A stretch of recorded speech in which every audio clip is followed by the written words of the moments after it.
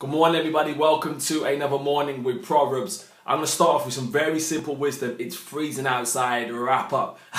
Wrap up warm. But now on a serious note, for those obviously are new to this is where we share a short 2-minute video sharing from the book of wisdom, otherwise known as the book of Proverbs, written by the wisest king that ever lived, King Solomon, who was able to ask God of one thing and he was going to be granted, and never asked for money, he never asked for fame, he never asked for power. He says, please, please, please give me wisdom, because I know that gives a better return than even gold. So let's get into this wisdom. For those taking notes, we're going to be reading from chapter 15, verse 8, and it reads this: "The Lord detests the sacrifice of the wicked, but the prayer of the upright pleases him." Now let's understand this. Where was he coming from? Understand the culture of the day. What was happening is God's people, at that time, were carrying on crazy. They were sinning, they were sleeping around, they were getting drunk, they were doing all kinds of things, and they thought it was okay as long as I went to church or went to the temple and I sacrificed an animal and said, you know, please let my sins be forgiven. Then they'd do that and then they'd go back to their old ways, and they'd be sinning, they'd be sleeping around, with prostitutes, or all kinds of crazy things was happening. And God was saying, listen, I don't want that. I don't want you thinking that you can live any way and then bring me a sacrifice and that makes everything okay. What I really want is you to live an upright life, live properly. That's what really pleases me.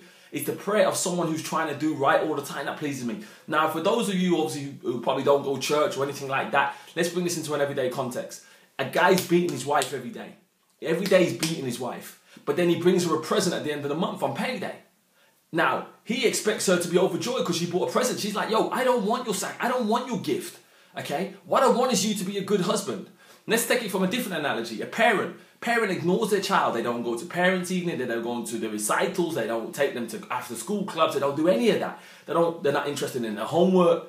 But once a month, they'll buy them a present, especially now around Christmas time. They'll try and show their love in the way of gifts. Okay? What that kid really wants to say is like, yo, what I really want is you. I don't want your gifts. I want you. And that's what God's saying. I don't want your gifts. I want you.